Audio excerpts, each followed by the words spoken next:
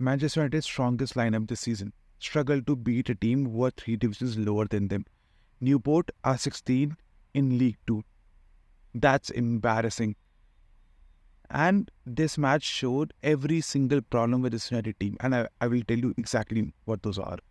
The biggest problem is that our wingers are so selfish that they do not create for a striker. How many times did you see it in this match that Garnacho had a chance to cross, but he didn't cross? He cuts in and shoots. Same with Antony. Has a chance to cross, cuts in, shoots. It's just so annoying to see that. It's only United that I have seen this problem so much, that the wingers do not concentrate on creating for the striker. They always try to cut in and shoot, or just do some stupid dribbles which doesn't do anything. The second biggest problem is head loss. As soon as the opponents score a goal, there is zero confidence in the team, and we saw it once again. It doesn't matter if it's City, like a top team, or if it's the weakest team we have ever faced. Once any team scores a goal, United will lose their confidence. After the first 30 minutes, that's the only time we played well. And then when the Newport guy scored the wonder goal, the team got scared. Imagine being scared of a team who are 3 divisions lower than you. And that loss of confidence continued in the second half. We started the second half asleep. We conceded a goal 2 minutes into the second half, and from a cross. Once again, I don't know if there's any other Premier League team who has conceded as many goals from crosses as United.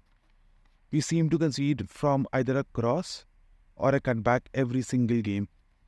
And to no one's surprise, we went to 2-2 and then we started getting outplayed. Newport were actually playing better than us. I know if you look at the stats, it looks like United dominated the game. But that's just not true. United were struggling in the second half. Like, not even in the second half. After the first 30 minutes till like 80th minute, United were struggling to play the game. And it's only by chance that the 2 lucky goals that we scored in the end that we won. Otherwise, if it was a slightly better team, we would have been knocked out. If you agree with my reasoning, then I would really appreciate if you can click on the like button below. It really helps me out a lot. Now, it's not all about the negatives. There were some positives as well. The first thing is Mainoo getting his first United goal. It was a really good goal, well taken goal, and I'm happy for him. And along with him, Dalot played really well. I thought personally that Dalot was a better attacker than Antony, because we saw it so many times that Dalot was actually completing his dribbles, actually running into space, which Antony doesn't do. Yes, Antony got a goal and assist, and I'm happy for him that he got his first goal in like 30 games, and he scored with his right foot, which is a miracle. But Antony had so many other chances that he just wasted. No crosses, no proper shooting. So it's just disappointing with this team. Like, I don't know where this team is going at this moment. I'm also sad for Hojlund, because it's the story of every game. Hojlund tries to play with the team. Hojlund tries to do link up, but he doesn't get any service in the end. Even in this game, the goal he scored, he made it himself. It's not like he is getting sitter after sitter. No, he just doesn't get it. He tries to play his team, but his team doesn't play him. Whether it's Garnacho, Antony, Rashford, Bruno, anyone. They just don't focus on a striker. They all want to score their own goal. Because I remember there was a moment in the first half where Garnacho had a clear chance to just give a tap into either Bruno or Hojlund. But he instead decides to shoot and misses. The problem with this is that this is the on-field problem. And we have a bigger off-field problem.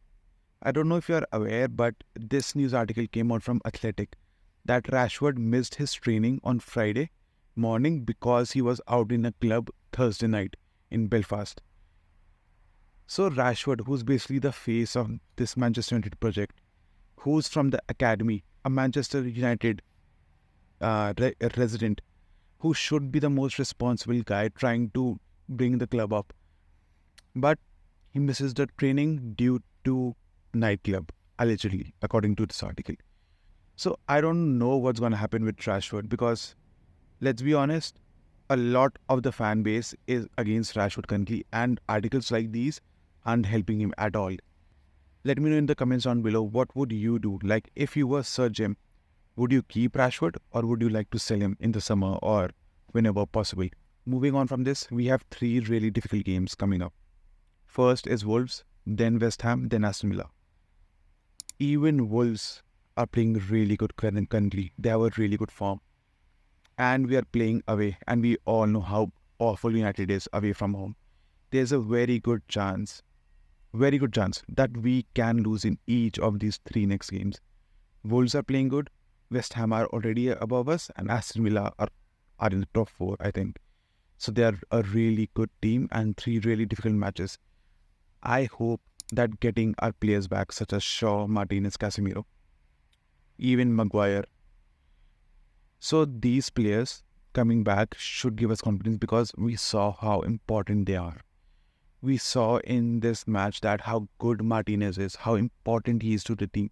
Even with Shaw, there's just so much confidence in the team whenever Shaw plays, whether it's with passing, whether it's his dribbling, his runs, his defense. The only chance we have of recovering this season is if from now onwards our starting 11, strongest 11, stays fit and starts playing as a team instead of individuals like we have been doing this whole season. We still have a few more players yet to return, such as Mount and even Rashford, even with this whole drama, because Ten Hag himself has said that it's an internal matter and he will handle it. So let's see what happens with Rashford, because that's just not acceptable. That if that's true, he should not be missing training because of a nightclub. There seems to be an issue with United in every single department, with attackers not creating chances, midfield not being able to control the game, defense just conceding from crosses and cutbacks, goalkeepers, don't even mention it.